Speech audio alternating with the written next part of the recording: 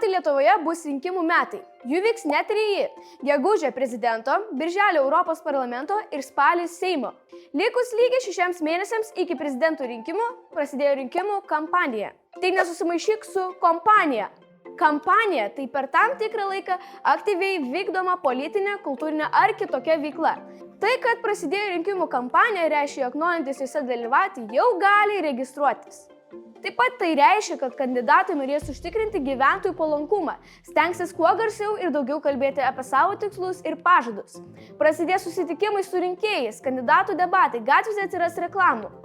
Prezidento Gitano Nausėdos kadencija baigsis kitų metų Liepos 12 dieną. Jis dar nėra paskelbęs, ar pats dalyvaus rinkimuose. Aš dar nekandiduosiu, nes reikia 40 metų, nesąmonė.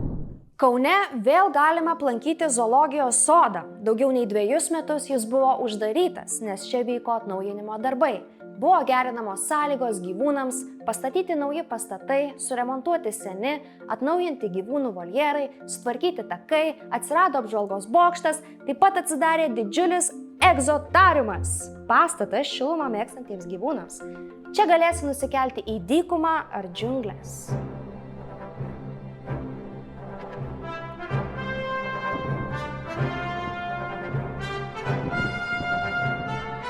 Atsirado ir naujų gyvūnų – raganosių, gepardų, naujos roplių ir paukščių rūšys. Iš viso dabar Kauno zoologijos sode yra beveik 150 skirtingų gyvūnų rūšių. Zoologijos sodus mėgsta ne visi. Kai kuriems labai gaila uždarytų gyvūnų, bet zoologijos sodo vadovai sako, kad jie padeda žmonėms pažinti ir prisideda prie gyvūnų rūšių išsaugojimo. Vakarų Lietuvoje neseniai buvo kilęs toks potvynis, kokią čia gyvenantys žmonės nematė daug metų. Labai gausiai prilijus iš krantų išsiliejo upės, apsemti laukai, sodybos, keliai. Kretingos rajone ir Klaipėdos rajone esančios Priekulės seniūnijoje buvo paskelbta ekstremalioji padėtis. Kai kur per vieną dieną prilijo beveik tiek, kiek įprastai prilijo per visą lapkričio mėnesį. Nuslūgus vandeniui ėmė matytis padaryta žala, kurią dar reikia įvertinti, bet regionų valdžia sako, kad tokia potvynių ateityje daugės, todėl jiems reikia geriau pasiruošti. Seni, per lengvai tau čia to žinios skaitosi. Pamėgink paskaityti kuo greičiau. Nu pavarom. Gerai vyrai, gerai gyrė, gerą girdami gyrė. 6 žąsis su 6 žąsyčiais. Pakopas mes kopėme aukštyn. Baisi baidyklė baido baisiškus baisiukus. Zurzų zirzeną zyzlės vimbuolytę. Vidur brūdo bliūdas blutur. Daugiausiai prenumeratorių YouTube'ai turintis Mr. Beast Afrikoje iškasė 100 šulinių ir sako, kad švariu geriamu vandeniu aprūpins 500 000 žmonių. Apie tai yra naujausias jo vaizdo įrašas. Kenijoje kai kurie gyventojai teigia, kad tai parodo, kokia prasta yra šalies valdžia, nes YouTuberis padaro tai, ką vyriausybė turėjo padaryti prieš daug metų. Tačiau yra sakančių, kad kai kurios organizacijos dirba metų metus, norėdamos pagerinti geriamojo vandens būklę Afrikos šalyse. Ir staiga per vieną naktį atvyksta turtinga YouTube'o žvaigždė iš Amerikos ir susirenka visą dėmesį.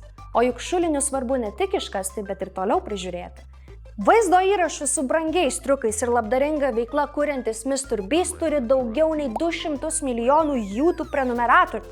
Tuo tarpu LRT Vaikai YouTube kanalas turi 1320 prenumeratorių. Nepamirškit pasiekti, share, like, subscribe. Smash that like button. Brazilijoje, Rio de Žaneire, veikiančią Kalėdų senelių mokyklą pabaigė dar viena senelių klasė. Ši mokykla jau 30 metų prieš šventes paruošia profesionalius Kalėdų senelius. Jie mokomi kaip sekti pasakas, dovanoti dovanas, bendrauti su vaikais ir suaugusiais, dainuoti, rūpinti savo barzda, netgi turi kūno kultūros pamokų, kad nepritrūktų jėgų eidami šias pareigas. Mokykla išskiria šias svarbiausias vertybės, kurios būtinos Kalėdų seneliui – gerumas, dosnumas ir meilė. Pabaigę mokyklą, naujieji Kalėdų seneliai įsidarbina prekybos centruose, renginiuose, vakarėliuose ir aišku, be jokių abejonių, paklūsta ir atsiskaito tam vieninteliam svarbiausiam, tikriausiam, tam Kalėdų seneliai. Jeigu ką, aš buvau gera šiais metais. Jo? Viena Čekijos įmonė laboratorijoje augina dirbtinę mėsą šunims ir katėms.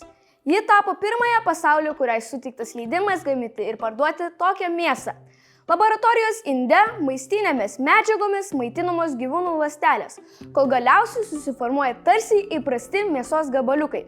Dabar reikės patikrinti, ar šunims ir katėms tokia mėsa patiks ir ar jie nežiūrės keistai į savo šeimininkus.